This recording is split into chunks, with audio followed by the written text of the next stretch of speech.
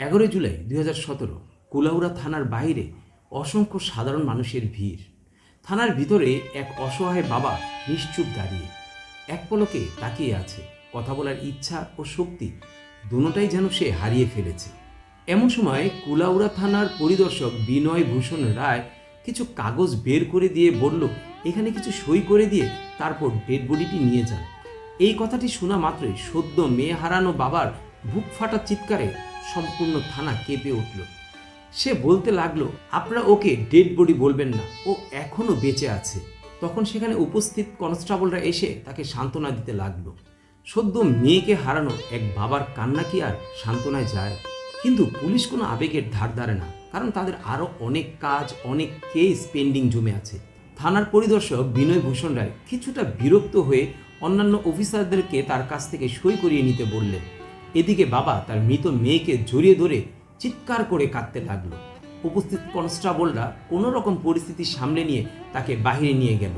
এদিকে থানা পরিদর্শক বিনয় ভূষণ রায়কে যখন পুলিশ সুপার ডেকে পাঠালেন, তখন বিনয় ভূষণ রায় গিয়ে পুলিশ সুপারের কাছে সব কিছু খুলে বললেন এবং সে এও বললেন যে এই সমগ্র কেসে তার একটা বিষয় ভীষণ খটকা লাগছে, আর সেই খটকা থেকেই শুরু হলো তদন্ত।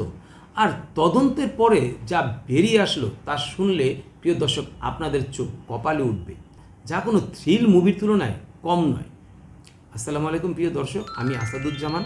আপনারা অনেক সময় হয়তো অনেক মার্ডার মিস্ট্রি গল্প শুনেছেন, তবে আজকের এই গল্পটা অনেক বেশি নিষ্ঠুর এবং অনেক নৃশংস। আমি শিওর করে বলতে পারি এই ধরনের ঘটনা আপনারা আগে হয়তোবা কোনো মার্ডার মিস্ট্রি গল্পে শুনেননি। তাহলে চলুন শুরু করা যাক রেহেনা বেগম মার্ডার কেস। রেহেনা বেগমের জন্ম মৌলভীবাজারের কুলাউড়ার বাগরাহাল গ্রামে। তার বাবা আসগর আলী এবং মা শাহানা বেগম। তারা দুই বোন, এক ভাই। ছোট বোনের নাম রোকসানা আর বড় ভাইয়ের নাম আয়াত।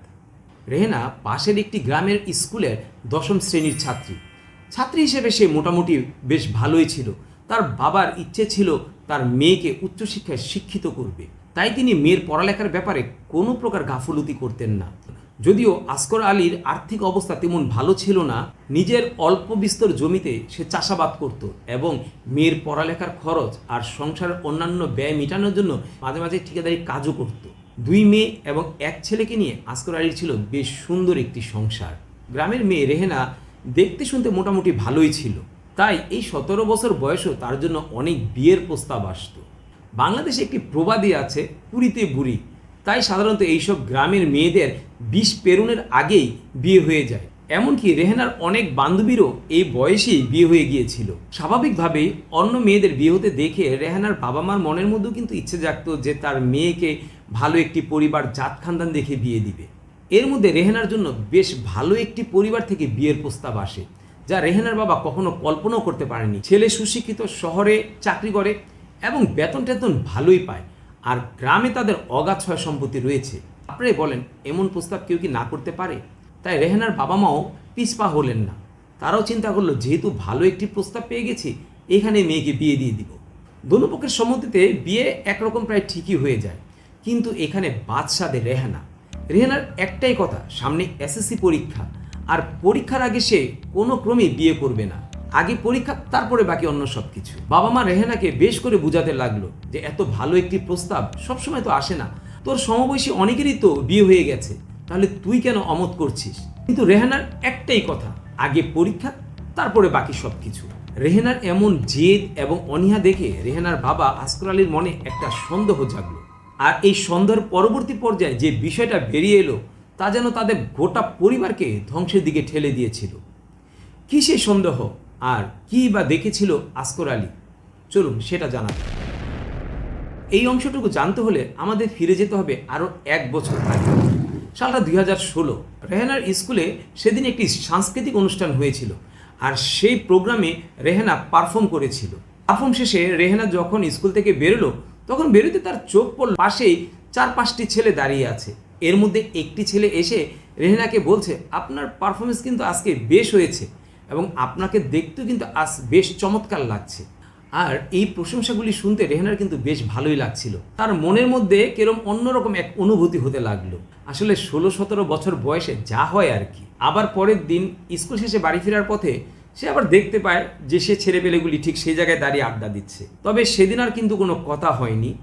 দূর থেকে একটি ছেলে রেহেনাকে দেখে মুচকি হাসলো। রেহেনা সেটি দেখে মাথা নিচু করে সোজা বাড়ি চলে আসলো। পরের দিন সে যখন স্কুলে যাওয়ার জন্য রেডি হচ্ছিল, তখন তার মনের অজান্তেই সে কেন জানি একটু বেশি সাজুগুজু এবং বেশি একটু গুছগাছ করে রেডি হচ্ছিল।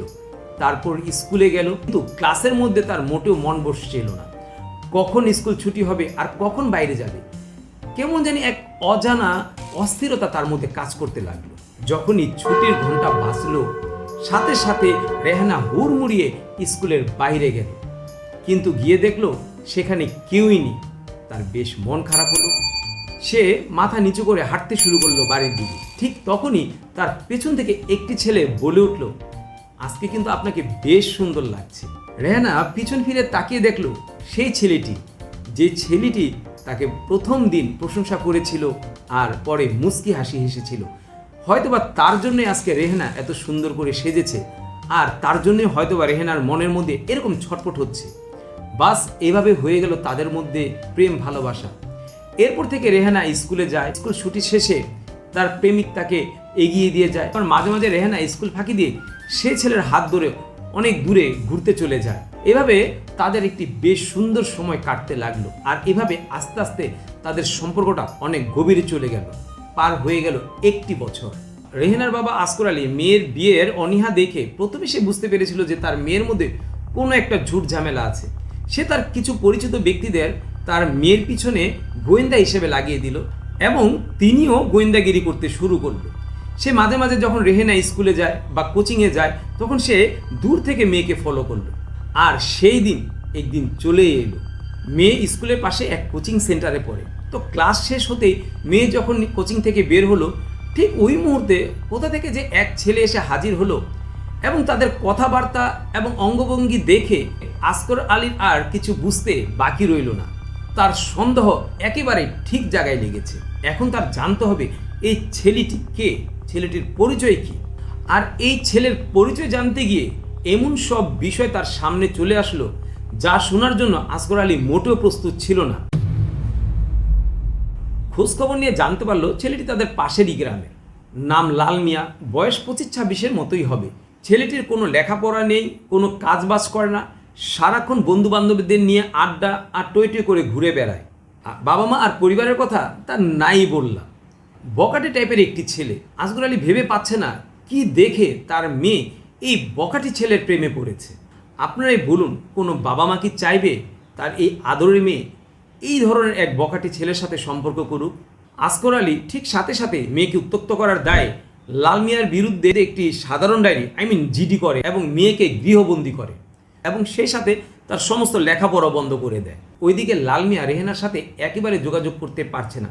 পরিস্থিতির বেগতি দেখে লাল মিয়া তার বাবা এবং কিছু মুরব্বীদের রেহানাদের বাড়িতে পাঠায় তাদের বিয়ের প্রস্তাব নিয়ে। বিয়ে তো দূরের কথা, প্রস্তাব শুনে রেহানার বাবা তেলে বেগুনে জ্বলে যায়। তাদের অপমান করে ঘর থেকে বের করে দেয়। তাদের অপমানের কথা শুনে লাল মিয়া রাগে ক্ষোভে ক্ষিপ্ত হয়ে ওঠে। ক্ষিপ্ত হয়ে সেদিন লাল যা করেছিল সে বর্ণনাই রেহেনার বাবা আসগর আলী পুলিশকে দিচ্ছিল। যেদিন পুলিশ রেহেনার লাশ উদ্ধার করতে তাদের গ্রামে এসেছিল, আসগর আলী পুলিশকে জানায় শনিবার দিবাগত রাত 3টার দিকে লাল তার বখাটে কিছু সঙ্গী সাথীদের নিয়ে তাদের ঘরে হামলা চালায় এবং রেহেনাকে অপহরণ করার চেষ্টা করে। যখন আসগর আলী তাদের বাধা দেয়, তখন লাল এবং তার বখাটে বন্ধুবান্ধবরা তাকে এবং তার মেয়ে রেহেনাকে ছুরি দিয়ে ঘটনাস্থলে রেহেনা মারা গেল, কোনো রকমের জান নিয়ে বেঁচেছিল আসগর আলী। এই কথা শোনা মাত্রই পুলিশ তন্ন তন্ন করে খুঁজতে লাগলো লাল মিয়াকে, কিন্তু লাল মিয়া গ্রামে নেই, গ্রাম ছেড়ে পালিয়েছে। তবে পুলিশ এক নাছোড় বাহিনী, পুলিশ এর খোঁজ করেই ছাড়বে। তো এমতো অবস্থায় কিছুদিন পার হওয়ার পর পুলিশ ঠিকই লাল মিয়ার ঠিকানা এবং লাল মিয়ার ফোন নাম্বারও জোগাড় করে ফেললো। তখন পুলিশ সাথে সাথে লাল মিয়ার সাথে যোগাযোগ করলো। লাল মিয়া তখন পুলিশকে জানায় যে সে 3-4 দিন হলো গাজীপুরে এসেছে, আর ঘটনার দিন তো সে সেখানে ছিলই না। সে কিভাবে এই হত্যাকাণ্ড চালাবে? আপনাদের কি মনে আছে, আমি ভিডিওর শুরুর দিকে কিন্তু বলেছিলাম থানার পরিদর্শক বিনয় ভূষণ রায়ের একটি খটকার কথা, যেটা তিনি পুলিশ সুপারকে বলেছিলেন যে স্যার, আমার এই কেসটার মধ্যে একটা বিষয় খটকা লাগছে। সেদিন কিন্তু থানার পরিদর্শক বিনয় ভূষণ রায় রেহেনার বাবার কান্না দেখে বুঝতে পেরেছিল এই যেন কুমিরের কান্না। সেদিন থেকেই কিন্তু থানা পরিদর্শক বিনয় ভূষণ রায় আসগর আলীকে সন্দেহ করে আসছিল। এরপর পুলিশ রেহেনার বাবা আসগর আলীকে আটক করে এবং কড়া জিজ্ঞাসাবাদ করে। একটা পর্যায়ে আসগর আলী মুখ খুলে এবং সে বলে যে লালের সাথে তার মেয়ের এই প্রেমের সম্পর্ক সে কোনোভাবে মেনে নিতে পারছিল না। এই নিয়ে মেয়ের সাথে তার বেশ কয়েকবার বাদবিতন্ড হয়েছে। মেয়ে নাছরবান্দা সে লালকে ছাড়া অন্য কোনো জায়গায় বিয়ে করবে না। এদিকে বাবার একটাই কথা যে সে যাই হোক না কেন লালের হাতে মেয়েকে তুলে দিবে না, প্রয়োজনে মেয়েকে মেরে ফেলবে, তারপরও লালের হাতে তুলে দিবে না। আসগর আলী পুলিশকে জানায় শুক্রবার রেহেনার মা এবং তার ছোট মেয়ে রুকসানাকে নিয়ে সে তার বাপের বাড়িতে যায়। আর পরের দিন সকালবেলা তাদেরকে আনার জন্য আয়াত সে নানির বাড়িতে যায়। সেদিন বাড়ি ছিল ফাঁকা। সেদিন বাড়িতে রোকসানা আর আসগর একাই ছিল। রাতে যখন রোকসানা ঘুমাচ্ছিল তখন এই ঘুমান্ত মেয়েকে এই আসগর আলী ব্লেড দিয়ে গলায় হত্যা করে এবং এর দায় লালের উপর চাপিয়ে দেওয়ার জন্য সে ব্লেড দিয়ে সে তার শরীরের বিভিন্ন জায়গায় জখম করে। রেহেনার মা শাহানা বেগম নিজে বাদী হয়ে স্বামীর বিরুদ্ধে মেয়ে হত্যার মামলা করে। এই ছিল আজকের মতো গল্প। ইনশাল্লাহ পরবর্তী কোনো গল্পে আবার দেখা হবে। ততদিন পর্যন্ত ভালো থাকবেন। আল্লাহ হাফেজ।